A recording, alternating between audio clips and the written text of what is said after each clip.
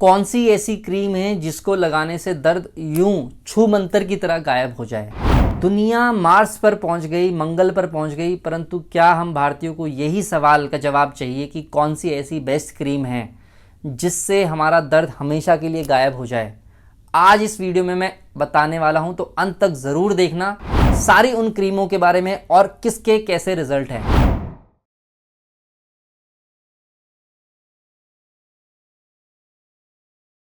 सबसे पहले बताता हूं दोस्तों, क्रीम कोई भी जो लगाता है या कोई भी जापानी तेल लगाता है उससे दर्द कैसे राहत होती है।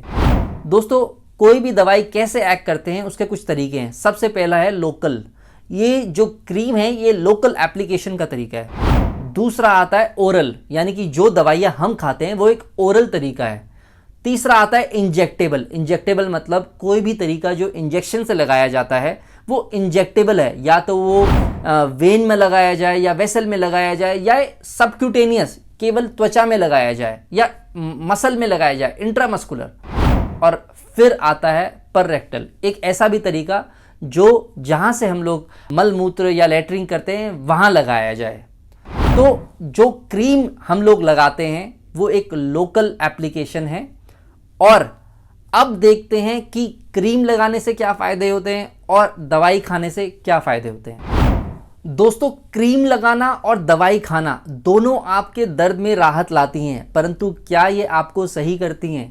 अब आप ये पूछोगे ये कैसा सवाल है कि दर्द में राहत लाती हैं, दर्द नहीं होगा, आप ठीक हो जाओगे, परंतु क्या आप सही होगे? हाँ दोस्तों, ये दोनों चीज़ें बहुत अलग अलग हैं। दर्द ना होना, दर्द में राहत आना, इसका मतलब ये नहीं है कि आप सही हो चुके हो। ये बात आपको समझ लेनी चाहिए। कई बार हम लोग क्या करते हैं, कोई भी दर्द होने पे या चोट होने पे क्रीम लगा लेते हैं, उससे वो एरिया सुन्न पड़ जाता है और सुन्न पड़ने से उसकी इन्फ्लेमेशन कम होती है, एडिमा कम होती है, परंतु क्या उसकी जो अंडरलाइंग चीज़ है वो हील हुई, सही हुआ?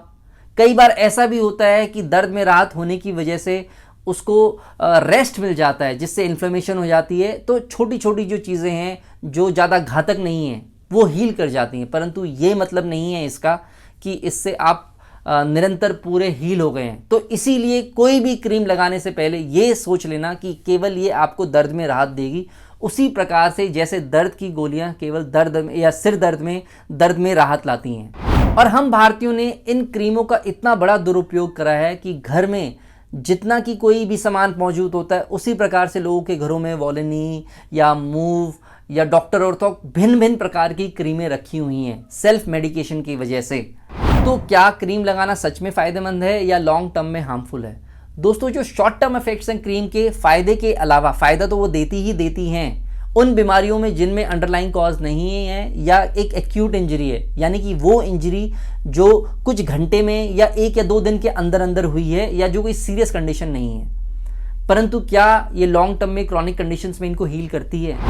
दोस्तों, इनके साइड इफेक्ट ये हैं, ना केवल ये आपकी स्किन को डिसेंसिटाइज कर देती है। डिसेंसिटाइज मतलब जो एक त्वचा का हिस्सा या स्पर्श का हिस्सा एक छोटी क्रीम लगाने से सही होता था, अब बार बार लगाने की वजह से वो डिसेंसिटाइज हो जाता है और आगे चलकर उसको या तो उसकी जो टॉलरेंस है बढ़ गई है, परंतु और ज़्यादा क्रीम भी लगानी पड़ेगी और ज़्यादा दवाइयाँ हैवी डोज की भी खानी पड़ेगी। तो इनका ऐसे उपयोग करना बिल्कुल सही नहीं है। इसके अलावा बार बार क्रीम लगाने की वजह से रेडनेस, इचीनेस, रैशेस, यहाँ तक कि एलर्जी भी हो जाती है कई लोगों को। कई लोगों को आपने देखा होगा क्रीम लगाने की वजह से एलर्जी होती है।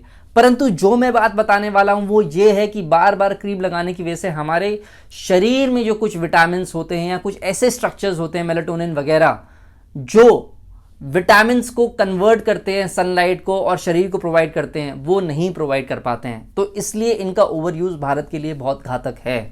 और उन साइड इफेक्ट की तो मैं बात ही नहीं कर रहा हूँ जिससे कि यानी एक अलग सी दुर्गंध सी आती है और यानी कि फाउल स्मेल होती है या आंखों में इरिटेशन होती है। वो हर चीज़ की छोटी छोटी साइड इफेक्ट होते हैं और मैं मानता हूँ कि कोई भी चीज़ के बिना साइड इफेक्ट नहीं होता, परंतु आपको ये नहीं कंसिडर करना चाहिए कि हर बार आप एक क्रीम की तरफ भागें। और बार बार अगर आपको एक ही जगह पे कोई स्पाज्म या पेन आ रहा है तो ओवर द काउंटर इन क्रीमों को अवॉइड करा जाए और उसके बाद उसकी डायग्नोसिस की तरफ भागा जाए कि क्या कोई विटामिन सप्लीमेंट कम है, क्या कोई स्पाज्म क्यों आ रहा है, किसी विटामिन की डेफिशिएंसी की वजह से हो रहा है, क्या कोई लिगामेंटस इंजरी है। तो लॉन्ग रन में जब इसका दर्द गायब हो जाता है तो लोग अपने घुटने को या अपने जॉइंट्स को या उस अफेक्टेड एरिया को दर्द ना होने की वजह से अत्यधिक उपयोग करते हैं, और अत्यधिक उपयोग करते हैं तो वो री इंजरी होने के चांसेस होते हैं या ग्रेड ऑफ इंजरी बढ़ने का चांसेस रहता है। और इसी का एक तरीका है जो आपने देखा है कि कुछ लिग्नोकेन क्रीम्स जो लोग हैं अपने लिंग पर इस्तेमाल करते हैं, जिससे उनका वैवाहिक जीवन और उज्जवल या और बेहतर हो सके, परंतु लॉन्ग टर्म में ये उस एरिया को डिसेंसिटाइज कर देता है जिससे नुकसान है। तो इसीलिए ओवर द काउंटर ड्रग्स को अवॉइड करा जाए, यानी कि over the counter in creams का over usage is always injurious and harmful. इसीलिए आप एक ऑर्थोपेडिक को ज़रूर दिखाएं और अपनी कोई भी स्पाज़म है उससे राहत पाएं।